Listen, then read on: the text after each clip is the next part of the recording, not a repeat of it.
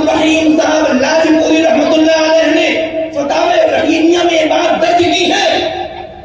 جو باپ اپنی بچی کے بال بچوں کی طریقے سے قلم کٹوا کر کے گدی بنا کر کے بالوں کو کٹواتے ہیں، وہ باپ اپنی بچی اس نابالغ بچی وہ باپ اپنی اس نابالغ بچی کے ساتھ گناہ کبیرہ کا ارتکاب کر رہے ہیں، جب بچی گنہگار نہیں ہے بلکہ باپ گنہگار ہوگا۔ کیوں؟ اس لیے کہ اس نے لڑکی کو لڑکا بنانے کی کوشش کی اور لڑکوں کو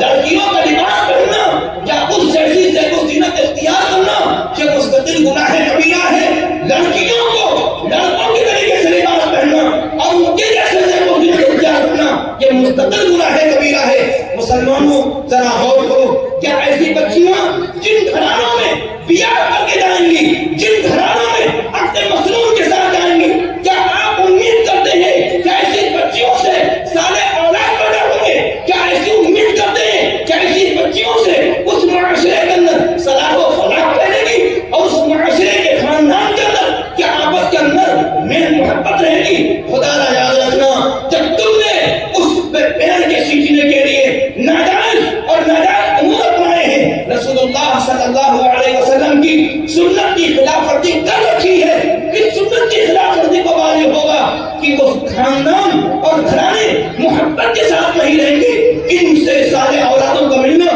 مشکل ہے۔ اللہ دے دے اس کی عنایت۔ پیارے بھائی بزرگوں دوستو، اولاد اللہ تعالیٰ کی امانت ہے، نعمت بھی ہے اور امانت بھی ہے۔ نعمت کا بھی خیال رکھو اور امانت کا بھی خیال رکھو۔ جب مسلمان گھر میں اولاد پیدا ہو گئی اس کو مسلمان کہا جاتا ہے، اب اس گھر والوں کی ذمہ داری ہے کہ اس بچے کے ایمان کی سلامتی کے لیے اپنی زندگی کے اندر بچے کے بڑے ہونے کے ساتھ ساتھ جتنے امور برتنے والے ہوں ان سب امور کو برتنا اور ان سب برتاؤ کا کرنا یہ اس ماں باپ کی ذمہ داری بنتی ہے، کیونکہ اللہ نے اس کو مسلمان گھر میں پیدا کیا تو ایمان کی سلامتی کے لیے پیش ہونا یہ والدین کی ذمہ داری ہے۔ پیارے بھائی بزرگوں دوستو، اللہ رب العالمین ہم سب کو سمجھ نصیب فرماوے، عمل کی توفیق دے، طے کرو کہ اولاد کی پرورش سنت کے مطابق کریں گے، حلال مال سے کریں گے، شرعی لباس کے ساتھ کریں گے، شرعی لباس کے ساتھ کریں گے، فاسقانہ لباس اپنے بچوں کو بچائیں گے، فاسقانہ لباس اپنے بچوں کو بچائیں گے، فاسقانہ خود باش اپنے بچوں کو بچائیں گے اور حرام غذا سے اپنے بچوں کو بچا کر کے ان کی پرورش کریں گے۔ آپ کو یاد ہوگا، سنا ہوگا آپ نے، سیدنا حسین رضی اللہ تعالیٰ عنہ کو ایک دن نبی پاک صلی اللہ علیہ وسلم نے دیکھا کہ ان کے منہ کے اندر کھجور پائی گئی، کھجور پائی گئی اور اس دن صدقے کی کھجوریں آئی ہوئی تھی۔ جب نبی کریم صلی اللہ علیہ وسلم کو معلوم ہوا تو آپ نے حسین رضی اللہ تعالیٰ عنہ کے منہ کے اندر انگلی ڈال کر کے وہ کھجور نکالی۔ جیسے ہمارے گھروں کے اندر اگر چھوٹا بچہ نادانی کی بنیاد پر کوئی تنکا یا بکری کی مینگنی منہ میں رکھ لے تو کوئی ماں نہیں کہتی بچہ ہے کھاتا ہے، کھا لینے تو بچہ ہی ہو گئے۔ انگلی ڈال کر کے مینگنی نکالی جاتی ہے، مینگنی کی نجاست کو نجاست سمجھتے ہیں، لیکن حرام مال کی نجاست کو حرام نہ سمجھ کر کے اور ناجائز لباس کے پہننے کو ناجائز نہ سمجھ کر کے بچوں کے ساتھ معاملہ کیا جاتا ہے۔ اس لیے یہ امانت ہے، اس امانت کی حفاظت کرنا، اس امانت کے ساتھ امانت داری کا معاملہ کرنا یہ ہر مسلمان کا حق ہے۔ اب امانت داری کیا ہے؟ اللہ نے امانت دی ہے، اللہ نے امانت دی ہے۔ یہ امانت اگر شریعت کے ضابطے کے مطابق اس امانت کے ساتھ برتاؤ کیا جائے گا تو اللہ کی ذات سے قوی امید ہے کہ تم نعمت سمجھ کر کے امانت کا معاملہ نہ کرو گے اور بیٹے سے چاہو کہ میرا بیٹا میرے بڑھاپے کے اندر مجھ کو گلاس میں پانی دے، جب اس میرے بڑھاپے کے اندر اگر اس کو بستر پر پاخانہ ہو جائے اٹھاوے، قطعاً یاد رکھنا اگر تم نے اس امانت کے ساتھ امانت داری کا معاملہ نہیں کیا ہے تو امید نہ رکھنا کہ تو اپنی کمائی سے تمہاری پرورش کرے یا تمہاری مصیبت میں وہ کام۔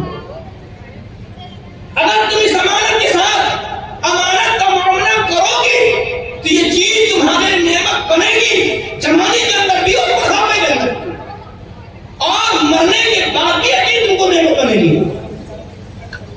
راوی ہیں سیدنا ابو ہریرہ رضی اللہ تعالیٰ عنہ، انہوں نے فرمایا کہ نبی کریم صلی اللہ علیہ وسلم نے ارشاد فرمایا اذا مات الانسان، جب انسان مر جاتا ہے، انقطع عنہ عملہ، پھر اس کے اعمال کا کمپیوٹر بند ہو جاتا ہے. انسان مر گیا تو اب اس کے اعمال کا کمپیوٹر بند ہو گیا، اب کوئی عمل نہیں کر پائے گا. لیکن پیارے حبیب صلی اللہ علیہ وسلم نے فرمایا اگر اس مرنے والے انسان نے اپنی زندگی میں 3 کام کر کے گیا ہے تو اس کو اپنی ذات سے تو اعمال کا سلسلہ پتہ ہو جائے گا، لیکن ان 3 اعمال کے کرنے کی بنیاد پر قبر کے اندر بھی اس کو نیکیوں کا انتظام شروع ہو جائے گا اور اس کو نیکیاں ملنا شروع ہو جائیں گی اور نیکیاں ملتی رہیں گی جب تک قیامت نہ آ جائے. 3 چیزیں بتا دیں. وہ 3 چیزیں کیا ہیں؟ وہ 3 چیزیں ہیں پیارے نبی صلی اللہ علیہ وسلم نے فرمایا الا من صدقۃ جاریہ، مگر صدقہ جاریہ، او علم ينتفع به، یا ایسا علم جو چھوڑ کر کے گیا ہو جس سے لوگ فائدہ اٹھائیں. آگے فرمایا او ولد صالح يدعو له، یہ نیک صالح اولاد جو چھوڑ کر کے گیا ہو وہ اس کے لیے دعائے مغفرت کرے گی، دعا کرے گی اس کے. مسلمانوں، میرے پیارے بھائی بزرگوں دوستو، آپ کو بھی تجربہ ہوگا، خوب تجربہ ہوگا. ماں اور باپ اپنے بیٹے کو گھر میں رکھ کر کے جسمانی پرورش کرتے ہیں، جسمانی پرورش کرتے ہیں. میرا بیٹا طاقتور ہو، خوبصورت ہو، بیمار نہ ہو، جو چیز اس کے لیے مفید ہے وہ چیز اس کو کھلائی جائے. ماں باپ بچے کے جسم کے بڑھنے کی فیکٹری ہے، بڑھنے کی جگہ ہے، اور دنیا میں آنے کے بعد بچے کی ماں کی گود جو ہے بچے کے جسم کی پرورش کا نظام ہے. لیکن بچہ نیک صالح کہاں بنے گا؟ اس کو نیک صالح کیسے بنایا جائے گا؟ وہ کیسے نیک بنے گا؟ جو تمہارے دعا کرے ہو اس کے لیے جو چیز ہے اس کے لیے یہ علماء کی صحبت اور یہ دینی درسگاہیں، یہ مکاتب دینیاں، یہ چیزیں ایسی ہیں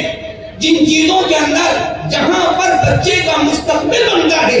بچہ نیک اور صالح بنتا ہے، بچے کی زندگی کے اندر دینداری آتی ہے اور بچے کو ماں باپ کے حقوق بتلائے جاتے ہیں، پڑوسیوں کے حقوق بتلائے جاتے ہیں، قرآن کا حق بتایا جاتا ہے، ماں باپ کا حق بتایا جاتا ہے. جس کے لیے ماں باپ بچے کی ہر خواہش پوری کرتے ہیں وہ خواہش پوری کرنے سے ان کو سامان اور وہ نتیجہ نہیں ملے گا جو چیز بچے کی پرورش کے ساتھ اس کو مدرسے کے اندر علماء کی صحبت میں، حفاظ کرام کی صحبت میں پہنچانے کے بعد جو اس کو مستقبل بنے گا، جو اس کے اندر تربیت آئے گی، جو اس کے اندر صالحیت اور نیکیت آئے گی، وہ اس کے لیے مفید اور کارآمد ہوگی. پیارے بھائی بزرگوں دوستو، اس روایت کے اندر 3 چیزیں بتائی گئی ہیں کہ 3 چیزیں جو مسلمان دنیا سے کر کے جائے گا اس کو 3 چیزیں کیا مرنے کے بعد اس کے لیے ذریعے آخرت بنے گی اور قبر کی زندگی کے اندر اس کو نیکیوں کی ملنے کا ذریعہ ہوتا چلا جائے گا. ایک صدقہ جاریہ، دوسرے علم جو نفع پہنچے، تیسرے ولد صالح. میں کہتا ہوں کہ اگر ایک مسلمان اپنے لڑکے کو نیک صالح بنانے کے لیے مدرسے میں داخل کر دے، علماء کی صحبت میں پہنچا دے ہو، تو اس کو ان 3 چیزوں پر عمل کرنے کی کا موقع مل جائے اور توفیق مل جائے. پیارے بھائی اور دوستو، اگر کسی انسان نے اپنے بیٹے کے لیے یا امت کے بچوں کے پڑھنے کے لیے اس نے اپنی گاڑی کمائی سے کسی مدرسے کے اندر قرآن کریم کا نسخہ دے دیا، کہ کسی مدرسے کے اندر درسگاہ میں پنکھے لگوا دیے، کہ کسی مدرسے کے اندر بچوں کے پڑھنے کے لیے فرش بچھوا دیا. اللہ نے استطاعت دے رکھی تھی، حیثیت دے رکھی تھی، اس نے کوئی درسگاہ بنوا دی، نہیں پوری بنوائی تو کچھ تعاون کر دیا. یاد رکھنا مسلمانوں، یہ مدرسے، یہ دینی ادارے، یہ مکاتب، ان کے اندر جو رقم لگ جاتی ہے آپ رقم لگا کر کے چلے جائیں گے، مرنے کے بعد اس درسگاہ کے اندر اس پنکھے کے ذریعے سے، اس قرآن کے ذریعے سے، اس ٹاٹ پٹی کو پڑھنے والے بچے جتنا قرآن پڑھیں گے، جب تک پڑھیں گے، جب تک دینی باتیں پڑھیں گے، جب تک قرآن پاک کی تفسیر پڑھیں گے، جب تک حدیث پاک پڑھیں گے، جب تک مسئلے پڑھیں گے، مسئلوں کا مذاکرہ کریں گے، یاد رکھنا میرے پیارے بھائی بزرگ دوستو، تمہاری وہ داڑھی کمائی جو تم نے بچے کے رہنے کے لیے بلڈنگ بنائی ہے، وہاں سے وہ فائدہ حاصل نہیں ہوگا جو رقم آپ نے مدرسے میں لگا دی یا کسی مسجد میں لگا دی، جو فائدہ آپ کو اس رقم سے آپ کو فائدہ قبر کی کوٹھی میں ملے۔ میں تو یہ کہا کرتا ہوں، بہت سے لوگ اعتراض کرتے ہیں کہ مدرسوں میں اتنا چندہ جاتا ہے، سب علماء کھائے رہے ہیں، اگر کوئی مولوی کوئی موٹر سائیکل خرید لے تو لو چندہ کی ہی موٹر سائیکل خرید لی، 4 پہیا خرید لے، تانے شروع ہو گئے۔ اگر کسی عالم و حافظ کا مکان بن جائے، اچھا بن جائے، تو کون کہتی ہے لوگ چندے کے رقم گھر میں لگا لی۔ مسلمانوں، میرے پیارے بھائی بزرگوں دوستوں، خوش قسمت ہیں،